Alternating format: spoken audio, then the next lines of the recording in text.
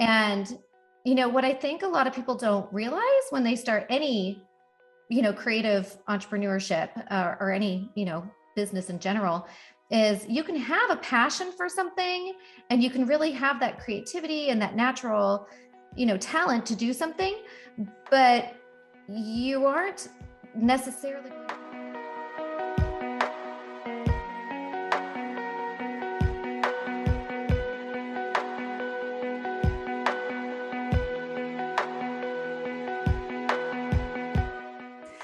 Hey everyone, thanks so much for joining me for another episode of Female Empowered. And today is one of my favorites. I have Female Fridays every other Friday, and I love having female business owners on the podcast with me. And today I am fortunate enough to get the chance to speak with Sarah Dupree, who's been a professional in the advertising industry for 17 years, started out at larger agencies, and then ultimately found her place in the marketing world as a commercial and brand photographer. So very similar to what a lot of you listeners have been, meaning working for maybe a big brand or big box gyms and then going out on your own.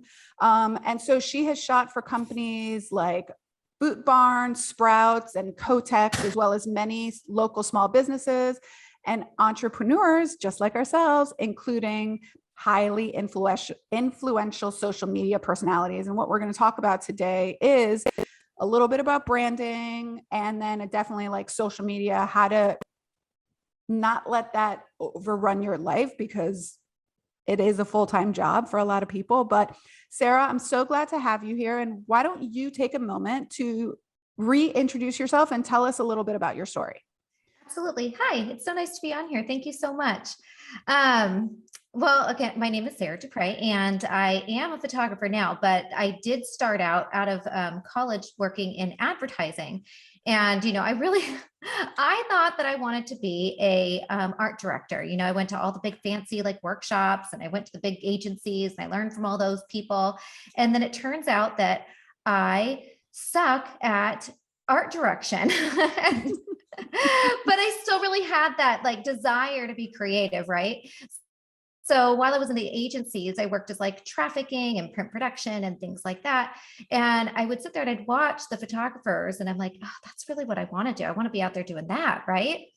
But I held on to it for a long time. Like I went and I did graphic design for a while, and still really didn't fall into photography until my first son was born. And that was about the time that I stepped away from corporate America and I started doing graphic design freelance, because my son was born and he was failure to thrive for a while. And I just didn't feel comfortable going back to the 9 to 5.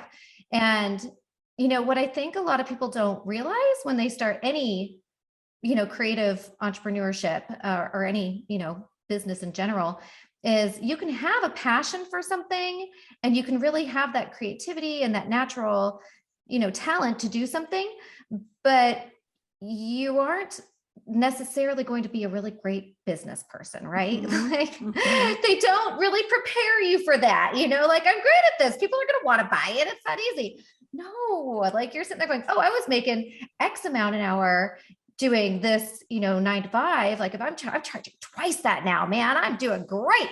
I could totally do this and watch baby. Like Totally. it's not Totally. like, oh my gosh, the billable hours that go into your business are minimal compared to the amount of hours that you're going to put in. And I found myself like emailing clients at 2 a.m. going, God, I hope they don't realize that it's 2 a.m. when I'm emailing them, like I hope they don't check that.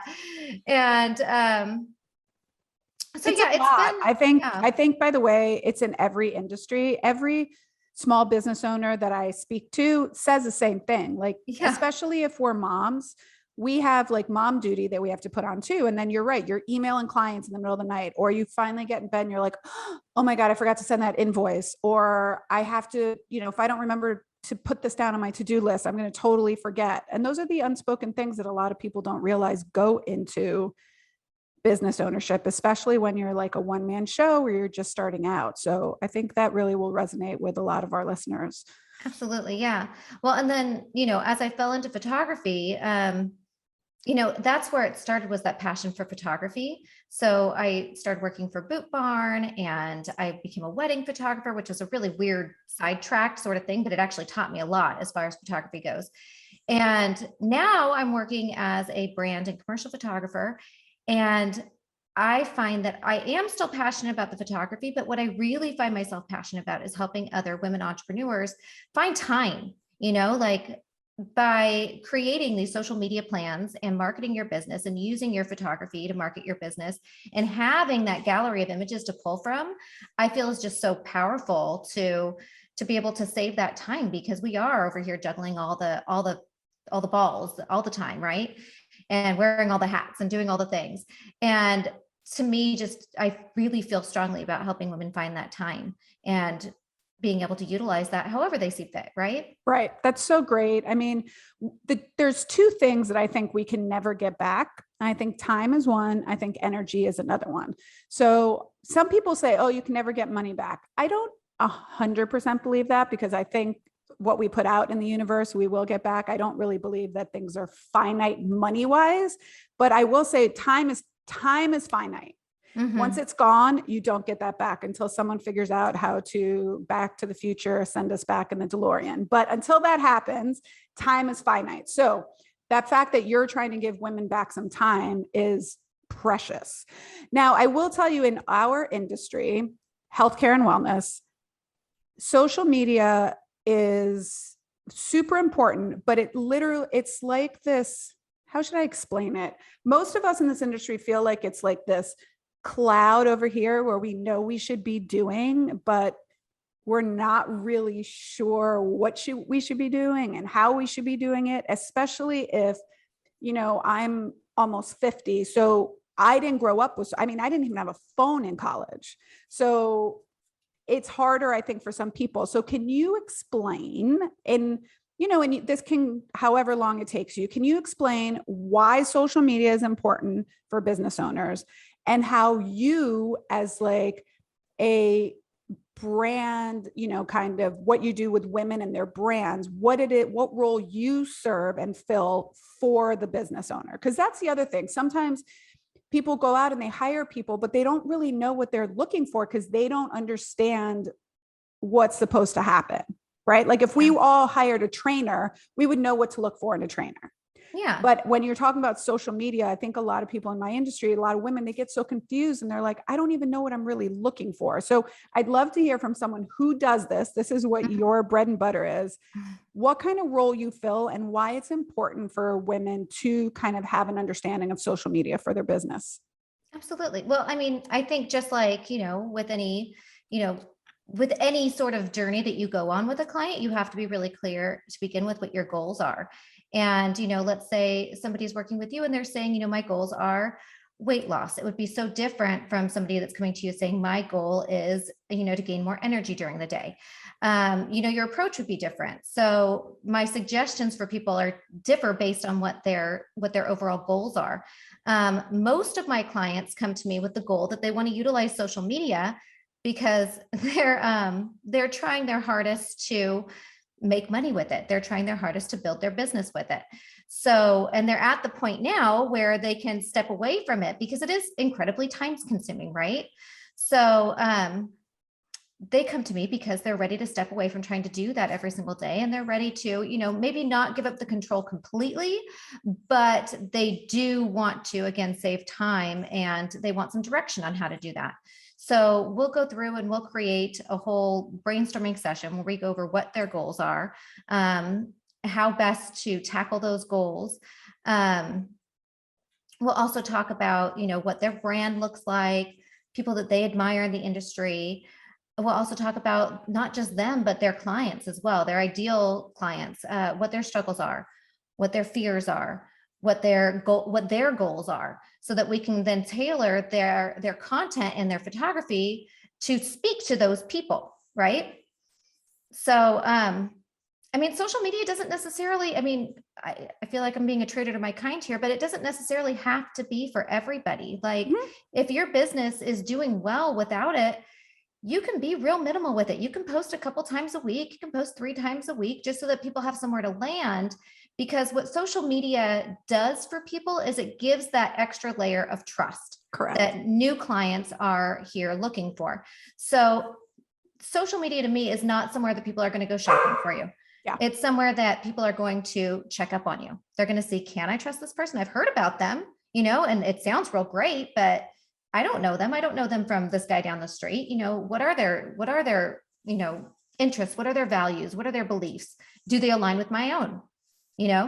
So that's where social media comes into play, is being able to get to know those clients before they even get a chance to know you. Right. Yeah, that's so great. And I will tell you, if you guys hear Duncan, he's like, I don't know what he's doing today, but my doggy dog is going to bark a little bit during this conversation. So I already apologized to Sarah before show, but I'm so happy that you said that, Sarah, because one of the things is there are a lot of people that are like, oh, I have to do social media. And sometimes business owners, I totally agree with you. I'm so glad you said that if they're full, if they have a wait list, then it's not like they have to be on there all the time, but it's exactly like you said. It's just like one of the touch points for the customer experience. So most people nowadays do everything with their phone. So it's one of the things, like, I think your website should be mobile friendly and you should have some social media presence. So if somebody goes to your Instagram page, they can see that you posted in the last week, right? And it hasn't been 7 months since you posted on there. So I totally agree. And I love that you said that to people, because I think people get very, very overwhelmed with that. And I love all the questions that you talked about to get to know your client and what their goals are. So what happens, because this happens a lot in my industry, when people have no idea what their goals are? Like, basically their goal is, well, I want to get more clients. Okay. Well, I mean, what are your marketing goals in general, right? And then figuring out if social media does fit into that. In that case, I want to get more clients. Okay, well, who are your clients? Let's talk about your target market. Are they on social media? Is this really where you're going to be found? Most of the time nowadays, yeah, they are. But you got to make sure that you're concentrating on the right social media channels then too, because, somebody that's more active on LinkedIn is not going to be nearly as active on TikTok. So don't just jump on to the latest craze because, hey, everyone's over here on TikTok. So now I got to go start dancing for my business, which you don't have to do on TikTok. But if you find that your target market does fit into that demographic, then yeah, you know what, talk about ways that you can use these platforms in a way that's authentic to who you are too. So no, if you're not, going to be the dancing doctor, then don't go do the dancing doctor thing. Right. But you can absolutely provide value if your clients are in a younger demographic to the TikTok community in a way that feels authentic to you. You can talk to the camera. It's okay. Yep. You don't have to dance about it. Yep. It is true. I tell people all the time too. I'm like, if dancing is who you are, then dance. And if it's funny, it's funny. But if you're not, you don't have to do that. You can do voiceovers now. You can do all sorts of stuff. So you can do a tutorial where you just show an exercise maybe, and the voiceover, you could do a voiceover over the video where you're not even necessarily talking to the camera. So I think you're absolutely right. Go where your audience is. So where would you say, so if you're going to go after, let's say if you're going to go on TikTok, what the kind of audience demographic is versus Instagram versus Facebook? I wish I could put on little characters right now. Wouldn't that be funny? That right? Okay, look, I'm TikTok. Okay, so TikTok would be a younger demographic still. There are people that are like millennials. Millennials have kind of taken over, but it's still very young. It's very okay, if you go in there and you make a comment that's like, oh my gosh, that poor animal, you are going to get laughed out of TikTok. Go back to Instagram. Now you're going to go over to Instagram. That's where people care about the animals, oh, this poor animal. Yes, we hear you over here. So I mean, again, the videos that you would share on TikTok would be very different from the videos that you would share over on Instagram, because the audiences are different. TikTok's just there for fun. People just want to have fun. That doesn't mean you can't get serious and talk about your business there, but it has to be in a way that's entertaining. And you can't take things too seriously over there, because you're going to get laughed off the platform. If you're going to go over to Instagram though, it's churning more into a little bit more of a businessy sort of place, right? People kind of go there with the idea that, yeah, I'm probably going to get sold to, but I'm also going to get educated. So, you win some, you lose some, right? So you go in Yep. there kind of like, I know it's for business, but hey, I'm learning a lot over here. So education, but also being really mindful of things that are happening socially as well, because people are a little more, I don't want to say uptight, but kind of, they are a little bit uptight over at Instagram land. Yeah. And I think that like what you said about educating Mhm. and selling, I think it's important for people to realize like social media shouldn't not be all selling, because then Yeah. people will totally tune you out. Like I tell people, it's like if you're a yeller to your kids, right? Like, so if you yell all the time, your kids eventually tune that out and they don't even hear the yelling anymore. So if all you're doing on social media is selling, Yeah. then Buy this, people buy this, buy just, this. yeah, people Yeah. just tune you out and they'll scroll right past you. So if there's like Immediately. Yeah. funny education, free stuff. Oh, look, they're doing a sale. Mhm. Then you keep, Exactly. Yes. yeah, exactly. Yeah. So it's really important to entertain. So 80-20, right? Yep. 80% of your content should be entertaining or educational in some way that speaks to your target audience. And then 20%, yeah, go ahead and talk about what it is that you do. But for the most part, if they're enjoying your content, they're going to go click on your link. They're going to go Mhm. see what it is that you do, because you know what? They've enjoyed working with you so far and the relationship that you've built with them so far. If they want to further that information, they'll go click that link in your bio. Yeah. And it's okay to remind them every once in a while, hey, this is what I do, by the way. Oh, yeah. Okay. Oh, there's a special. That's great. Like, I really like this person. I would love to go check out that special. Perfect. So Yep. absolutely, yeah. But talking about the different personalities still going into LinkedIn, those are very businessy Mhm. people, right? You're going to be talking to the people who are going to be very, you know, we want to talk about numbers. We want to talk about, business trends. We want to talk about, how this is going to affect my bottom line and, future trends that might be happening in the economic world.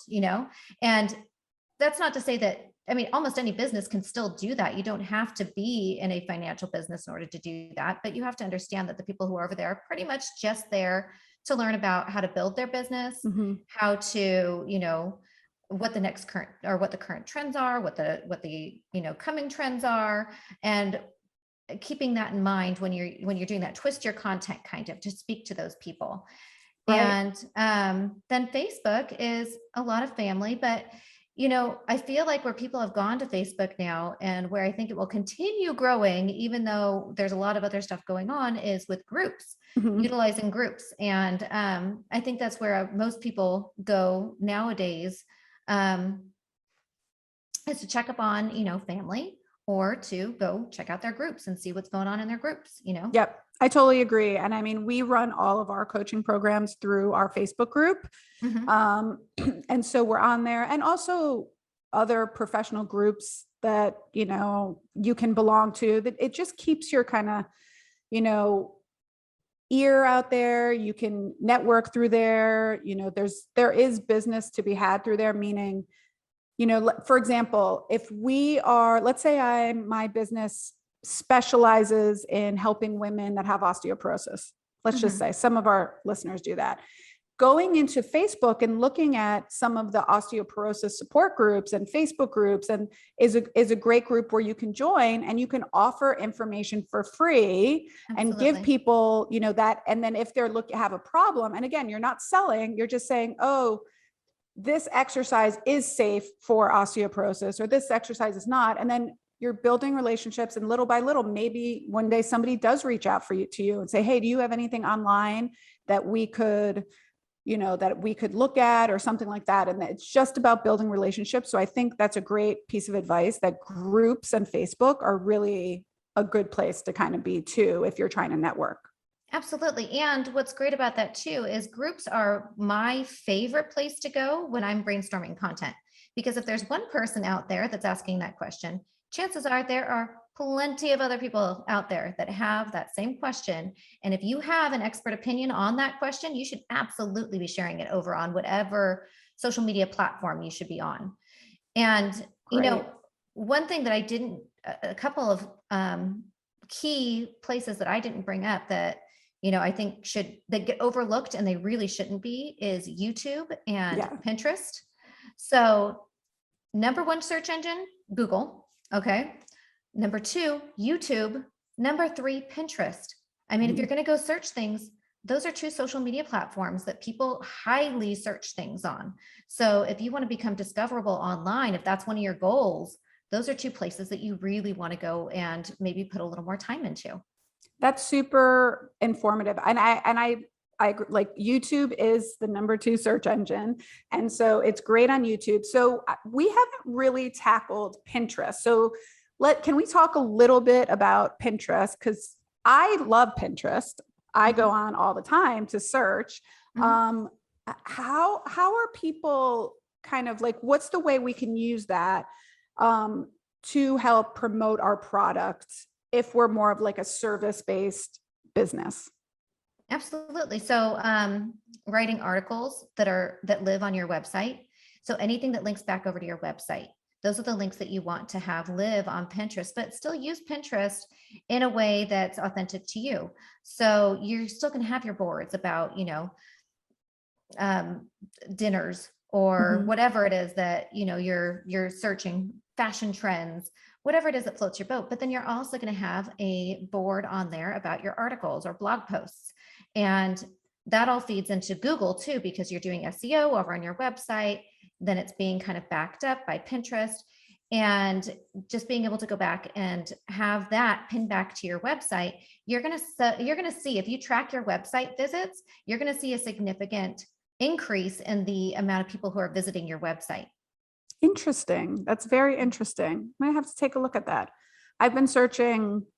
I'm like obsessed now with like RV makeovers and getting like a little Airstream. And so I'm on Pinterest all the time. Like, oh, how do I do that?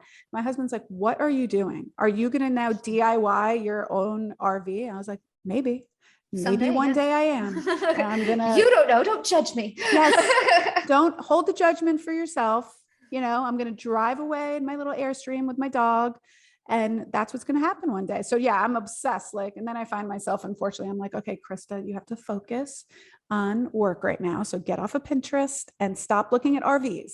But that's actually really interesting. Pinterest. And I think people forget that we do like ideas for decorating or ideas and if you're in health and wellness, it could be, ideas for a home studio. There's a lot of Pinterest things on there for home studio decor. And then your thing pops up and it's, again, people just going back to your website, which helps Google Analytics, all of this kind of stuff. So that's really interesting. I'm going to definitely take a look at Pinterest. Now, when it comes to creating a brand, what are some of the things that you recommend and suggest to business owners to, first of all, what does it mean to stay on brand? What does that mean to people? And then what are some suggestions that you have for business owners to stay on brand? And why is that important? That was a lot of questions in one because I kept adding to it, but sorry. No, I get it. So like your brand is just your personality, your business's personality. So you want to make sure that you're not, over here going, I am this personality. I am, educational, and I'm very, serious about the things that I'm talking about, and we are going to be here and we are going to talk about things, and that is my brand. Like, I am educational. And then you go out and you go, hey, look at me on this roller coaster. Like, what it doesn't make sense, unless there's some sort of tie to that. And then you bring it back. You can bring it back in like, hey, I'm on this roller coaster day and we're going to talk about, gravity. I don't know. Yeah. Right. So as long as you're tying it back, so you have to really be clear about who you are, what your brand colors are, what your personality is that you're trying to convey online. And you have to stay true to that. Right. Yeah, I think that's true. And I think one of the best compliments I get from people is when I do meet them in person, in real life, and they say, oh, you're exactly like I thought you'd be. Like, that's a great compliment, because that means the content that we're putting out is true and authentic to myself. So, yeah. And I think that's hard for solopreneurs, especially women solopreneurs sometimes, because your brand is you and you're putting yourself out there. And you're putting yourself out there and you're not sure who you should be. You're not sure, should I say this? Am I supposed to be this person or this person? And what I want to tell people, and I think that you can speak to this too, it takes time. Okay. Like imagine the first time you rode a bike, you probably fell, right? The first time you drove a car, it was nerve-wracking. So the first time you get in front of the camera and you start doing these things, it's going to feel awkward. Over the last year or so, I've really been able to really step into like who I am. And I feel so much more relaxed doing it, but I didn't start that way. I was, mumbling, and I did 17,000 retakes. So what advice do you have for women that maybe are solopreneurs that they are the brand of their business, the name of their business, to like, if they're like, I have what is my brand? I don't know what my brand is. It's you. So here's what I think a lot of people do, and what I definitely did too as a photographer, solopreneur. I made the mistake when I first started out that, people want to hire a photographer. They don't care who I am. They just want to know I take good pictures, like that's what they need. They need good pictures. That's why they're coming to me. And, they don't really care about who I am, but that is such a huge mistake. The thing is that there are a million other photographers out there. I am in an oversaturated market, like hugely so.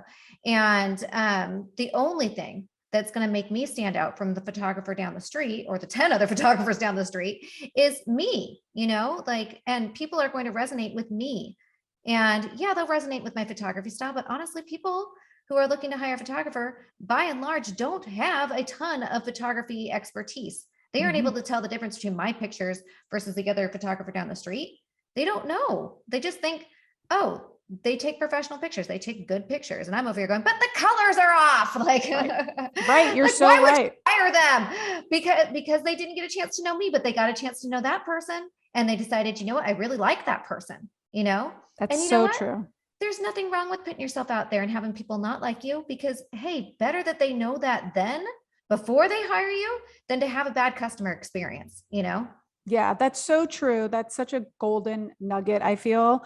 If you think about 320 something million Americans, I don't know about you, but I don't have room for 320 million people on my schedule. So I would rather put out and align with people and reach people that are like, oh, she's funny, or she's serious, or I like her sense of humor, versus people that are like, yeah, I don't think I can handle that. I'd rather attract the people that will resonate with me. And then I don't want to say repel, because that sounds like such a negative word, but other people that might be like, oh, that's not the kind of vibe I want to go through. So I think you're so right in that, and putting yourself out there and attracting like-minded people, because it also makes your job easier in a sense of like, it just works. Like, I'm sure working with someone that you mesh with is a lot better than working with people that you're like butting heads with all the time. Well, what's funny about that is that you say like these like-minded people, but what cracks me up is that I end up with clients that are like the yin to my yang. Like, it's the weirdest thing. Like, I want to be out here like loud and proud. Let's drag you out in the street. And they're like, okay, like, I know I should do that, but like, that is not me. And I'm like, oh, we're getting in this restaurant, like, yeah, but maybe that in here. See, I think that might be something that draws them to you, because they know that they're like a little bit more timid, and they inherently want to be less timid. So they need someone to drag them through the restaurant and through the middle of the street. Yeah, but that's going to do it in like a nice, funny way that you feel comfortable with, that you can be like, okay, I need this person to pull me out of my comfort zone a little bit, but not in like a awful shaming way, just kind of like, hey, we're just gonna have fun. Yeah, hey, we're gonna have fun. Yeah, I think sometimes that works too. I agree. There's sometimes some patients that I work with, like we are very different, but we have like inherently, I think there's something that ties us together that makes working together really easy and fun. And so you're right, lean into who you are. You'll attract the people that want to work with you, and the people that don't. Like you said, there's other places for them to go. And it's great for that, and I'm sure as a photographer too, there's, you could be like, hey, I know, John probably would be a much better fit for you and what you're looking for. And it's a great like referral kind of network back and forth. Absolutely. Community over competition all day long.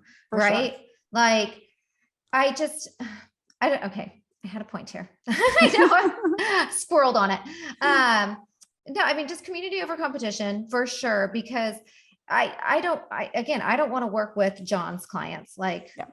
there's somebody that's meant for him, and Yep. there's people that are meant for me, and the people that are meant for me are going to love working with me, and they're going to tell other people about me. And that's the experience I want my clients to be. And like you said, I've got room on my roster for 10 people. That's Yep. it. That's all I get. I don't have room for, there's got to be millions of businesses in my area. I'm in Southern California. Like, Yeah, for sure. And I think that's when we put it into perspective like that, like we need 10 people, we need 20 people. Like that isn't, oh, that's much better than thinking you have to lose like 300 pounds, right? Mhm. Starting with the first 5 pounds is a lot easier than telling someone, well, you need to get to 300. So I think that's really powerful. And I think that, that also will make women feel more comfortable saying like, you're right. I don't need 100 million people to follow me. Like I need a handful of good ones. Cause then you're right. They spread the word, right? Mhm. Word of mouth is super powerful. Mhm. Okay. So I would love to, this is another question I get from people a lot. Okay. Okay. Photography is expensive. I don't have it in my business yet. Mhm. So why I can get stock photos for free, but why should I invest in branded photography? Now, just a little side note, I'm going to tell you that I always recommend investing in branding photography, even if photography is expensive. So I would love, as the photographer, I would love to get the brand specialist to get your opinion on why it's a good idea to go for branded photography. Well, I mean, immediately, your brand image is such a huge factor in people's their trust that they have of you, because who are you going to trust? The guy that's selling the purses out on the street? Or are you going to trust the guy that's selling the purses in the big fancy storefront? You're going to pay for the guy with the big fancy storefront. You're going to pay more for him because he's put his image out there. He has a better image. You can trust that he has real purses in his store, know? So just having that brand image is going to immediately give you more trust with your clients. They're going to trust that, yes, you are a legitimate professional business. Two, it's just, I mean, for me, again, it goes back to time. It's so great to have a gallery of images that are specifically suited to you and your face on them. I mean, especially if you're a solopreneur, you need to be in your pictures. You cannot hide behind your services and your products with basic stock photos. It does not keep you standing out from other people. You're just the same as every other person in your industry that's out there trying to market themselves at that point. Yeah, I totally agree. I love branded photography. I just think I think it's one of the things that once you get enough to spend on a photographer, I think it's great because you can repurpose those pictures. You can use them over again. Yeah. I still use pictures that we took in 2015, 2014. If they're appropriate and they're, people's faces, because that's the other thing. I think people like to see your face, especially if you're the brand, you're the name of the brand. I did a podcast, I don't know, God, maybe sometime last year, about how to prepare for a branded photo shoot. And so I would love, from your perspective, what are some things you work with your clients on how to prepare them for a branded photo shoot?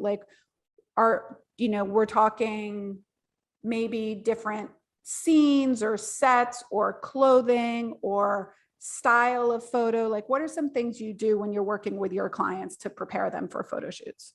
It's different for every client. So we do have an hour brainstorming session before our photo session ever takes place.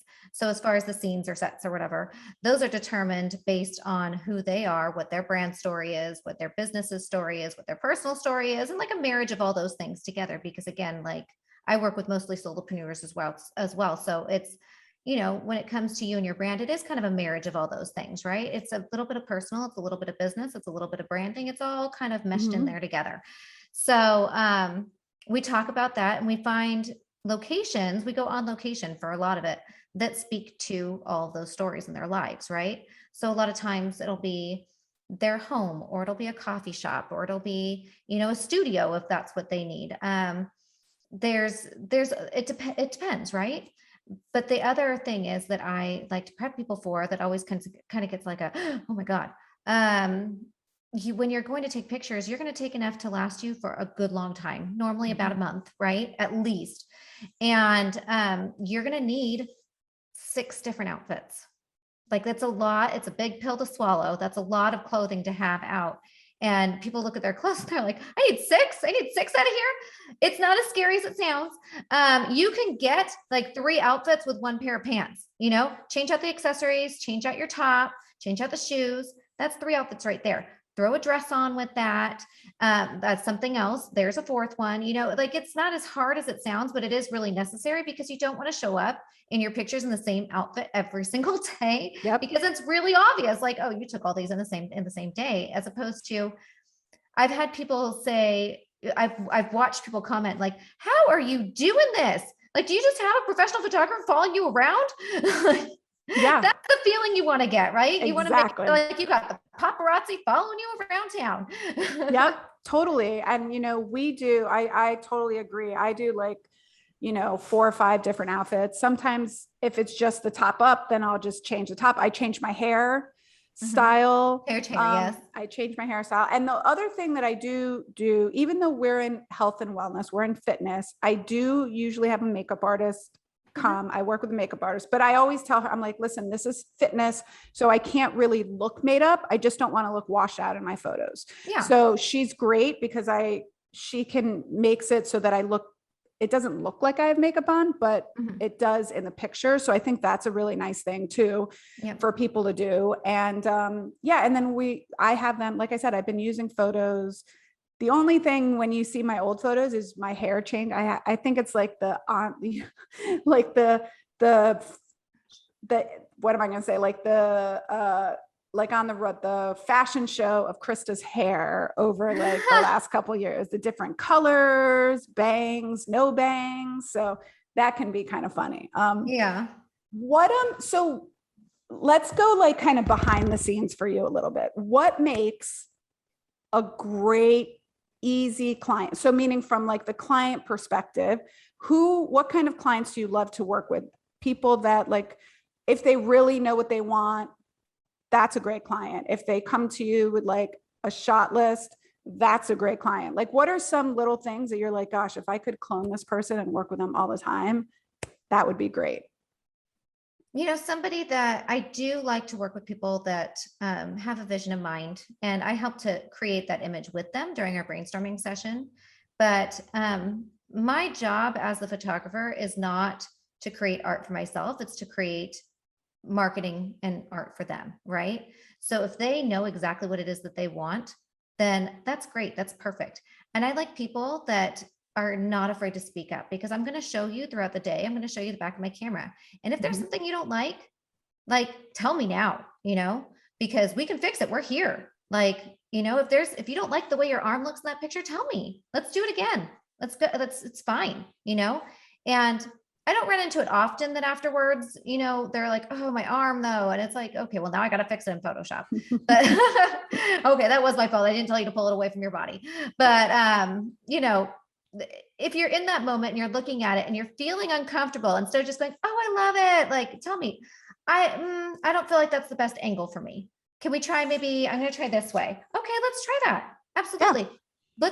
Let's have open dialogue. Let's be honest with one another, and let's have a good time. That's the more fun you can have on your shoot, the better your pictures are going to turn out, because the less awkward you're going to feel, the more confident you're going to feel. And it comes across in your pictures too. For sure. So now on the flip side, what are some things that clients do that make it very difficult for you to work with, so we can maybe help people not do those things? I don't know. I can't think of any that. I think because I'm so good at branding myself, I haven't really run into very many people that I haven't liked. I love all my clients.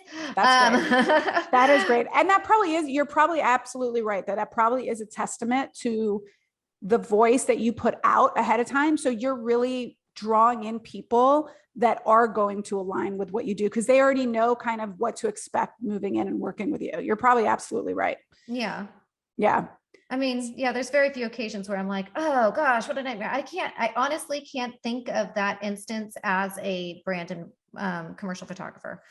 I am so happy for you because I definitely know that in the health and wealth and the fitness business, I know that all of us owners cannot say that. We have the people that we love, and then we all have these people that I say are my mitzvahs, which like in Yiddish is like my stairway to heaven, like my path to heaven. I'm like, you are one of my mitzvahs in life because you are just a little on the difficult side.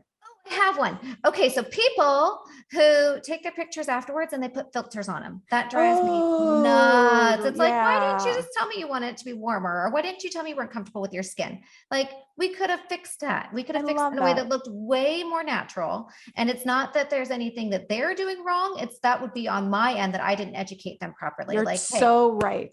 You know, so that's such a good point. Yeah. People listen, this is from a photographer.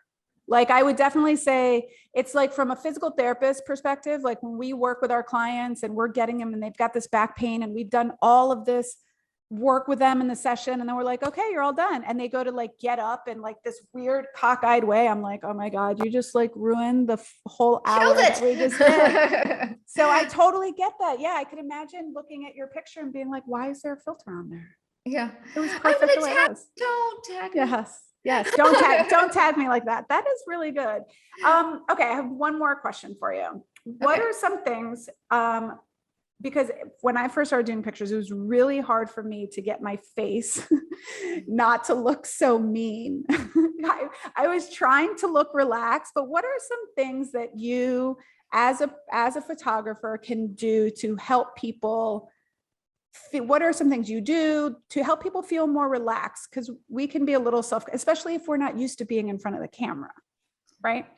Yeah, it's funny because your face reflects not just your face. It's not just that you're not it's not that you're feeling uncomfortable with the way that you're holding your face. It's how you're feeling with the way that you're holding your whole body. Yeah. So the number one thing I think that I do to help people feel more comfortable is I give their hands something to do. As weird as that sounds, but the second you can give somebody direction for their hands, they're going to feel a whole lot more comfortable.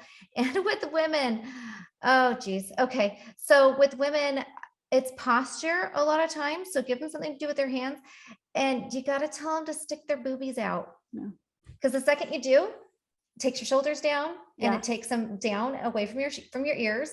And look, I have great posture. It's like, boobs. Like, that's all you need. And then it usually when you say that, like even that thing, the people will laugh and then you're like, oh, I got it. They're laughing funny because they're like this. And then they put this like funny. Yeah. It's just, give me something to do with my hands and stick those boobies out. Yeah, exactly. It comes, for some people, it comes super, super natural. And for other people, it's exactly like I said, it's like repetition. They're just getting used to it. And working with someone and someone that you work with all the time. Like, I love for people to work with the same photographer over and over and over again, because you get to know them, they get to know you, you know their business, they know how you work. You guys become like part of a team where you can kind of speak the same language, which I think is really, really powerful too, especially if it lasts 2, 3, 4, 5 years that you're working with them and their brand and everything. Well, absolutely. And the more that I work with somebody, the more I understand, which pictures they're going to like of themselves, because I shoot the heck out of things. Like, I will click, click, click, click, click, click, click, click. And that comes from the wedding photography background and the fact that I didn't come into this industry as a film photographer. I came in as a digital photographer, and I have cards. I don't have to worry about film. I can click away and it's not going to hurt anybody. So I can literally make like GIFs out of the amount of things that awesome. I get. But, I'll find that I really like a picture of somebody and they'll come in and they'll go, oh, I don't like the way that, I'm doing this. And the more that I work with them, the more that I know, okay, you don't like the way that your face looks when you do this. I think it looks great. But that, you're seeing something in this facial expression that you don't like, or I don't like when my chin is like this. I like when it's like this. And those nuances, right? The more that you work with somebody, the more they understand those nuances about you. I like this light. I think that it works with me and my brand better than this sort of light, Yeah. And And I would imagine that they can ask you for feedback too. Like, if you were one of my customers, what does this picture say to you? Like, what's the kind of vibe that you get from this picture? Or these colors, or what does the background look like to you? I love to get feedback from people on the colors too, and photographer. Cause again, I am not the specialist. I just know what I think I like. And sometimes they've said to me like, that's really cool, but the background is very busy. So let's put you in a different shirt. Right. Or, I'm like, oh, I would love to be in this. And they're like, yeah, but that pose, for example, it's going to be missed because the mural you have behind you is kind of very busy. So why don't we do it in this area? And I think that's where collaboration is really important, where you can listen to the professional. You as a professional photographer can listen to the business owner and say, this is the vibe I'm kind of going for. And then when you mesh together, it's like, you eventually don't even have to speak. You know exactly what the other person wants and needs. Yeah, absolutely. Yeah, I think that's great. So, well, let's tell people where they can find you. I know you're on the other side of the country from me, but I have business owners all over the country. All of them are women, and I'm always like, you need a new brand photographer, like a new photo shoot. So where can people go to find out more about you? Well, if you're in Southern California, go ahead and visit my website, sarahdphotos.com, if you want to learn about photo shoots with me. And anywhere else, just check out sarahd.photos on Instagram to get great tips and advice and just some fun content. And also, I am creating an app. It should be launching within the next couple months. It's called the Exposure app. And it's for business owners who are looking to create better photography for their businesses. And maybe they're not quite at the point that they're ready to hire a business professional, but they do want higher end photography. This app will teach you not only how to achieve that, but what to do with that photography when you're done with it. So how to use it to market your business too. That's awesome. And that's called the Exposure app. That's so great. Well, we are going to link everything up in the show notes. We'll put in the show notes. Go ahead and reach out to Sarah, DM her, let her know that maybe you listened to the podcast and what you thought. And then Sarah, I always like to finish with a few like just off topic conversations just to get to know a little bit more about you. Are you good with that? Sure. It's not anything crazy. Don't worry. We're not going to ask you about like your most embarrassing moment or anything in your life. So I'm pretty easygoing. You probably could, and I'd be okay with it. I'm kind of the same way too. So, okay. What is something that most people get wrong about you? Oh, this is going to sound really mean though. To me, people often go, so mean. You're smarter than you seem. Aw, I know. You're smarter than you seem. I think because I have that Valley Girl talk, because I grew up in Southern California. So it's like, oh, okay. You did go to college, didn't you? I did go to college. Yes. That is a little bit mean. Sometimes you'd be like, okay. That is something I feel like people do often get that wrong about me. Yeah. Okay. I do. You know what? I do actually have some knowledge. I heard a comeback the other day from someone. I was with someone and someone said something really bizarre like that. Like, I thought you were, I don't know. But I was even like, and the person they said it to just looked over and she was like, say less, meaning like, don't talk as much. And I was just like, that's genius. Yeah. I'm going to use that from now on. Say less. Yeah, exactly. So, So also last name, Dupree. Oh yeah. Get that all the time. I thought it was Dupree too. Yeah. So, that's the other thing that people get wrong all the time. let's see, what's your favorite book, whether that be business or leisure, fiction, nonfiction? Gabrielle Bernstein's The Universe Has Your Back. Oh, I know that book, but I haven't read it yet. And she's great though. Yeah. I love it. Yes. Well, listeners, if you haven't read that one, check it out. And then we have one more question for you. What would you be doing if you were not doing what you're doing now currently to make money for your life? What do you think you would be doing as a profession? Oh, geez. I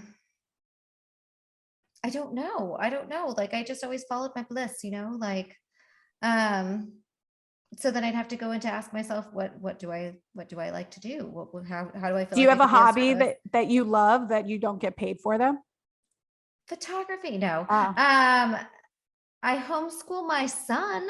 Okay. I mean, that's what else I do with my free time. I think, okay, so I don't know what I would be doing, but I know what I wanted to be doing that I didn't do. What's that? I wanted to be a rockette. Oh, Rockette. That's I amazing. did. I did want to be a Turns out, Rockette too. Turns out you right? have to be a little bit taller, but Yeah, it turns out you gotta be 5'7". That's the yeah. problem. So Yeah. So yeah. that didn't happen. I'm 5'2". Yeah. I was So never that gonna be a rockette. doesn't happen for everyone. But the funny thing is the answer to that question for me is I would be a photographer. So the funny thing is I love Oh, photography. I think of myself as like a I'm not even going to put professional in there, but like I love pictures. I love Mhm. the story they tell. I love them more than paintings. I love pictures. So it's one of the things I'm like, maybe in my second life or when I retire, I'm going to actually take some photography classes so I can learn more about like the back of it. So I love photography. I'm, I think sometimes travel would be really fun. Like Yeah, getting into like the travel industry would be really fun, but I'm sure there's so much more to that than what we see all these I travel know, people right? doing, right? I Like know. I know there is. I actually know somebody who is a travel blogger, and she was miserable at the Oh, last thing she had to go to, and because she was sick, but you still got to go. yeah. You got paid to go to this thing, and you got paid to look like you're having the time of your dang life, And you and have she's to. sick, and you got to do Yeah. it. So I know there's more to it than that, but it does look I fun. know. It does look fun. Well, we'll mark it on that. Well, thank you, Sarah, so much for coming and sharing your expertise with us. Like I said, we're going to link everything up in the show notes for people to come find you. And next time I'm out in Southern California, I'll have to shoot you up for a photo shoot. Absolutely. That'd be so much fun. Thanks so much, everyone. Until next time, bye for now.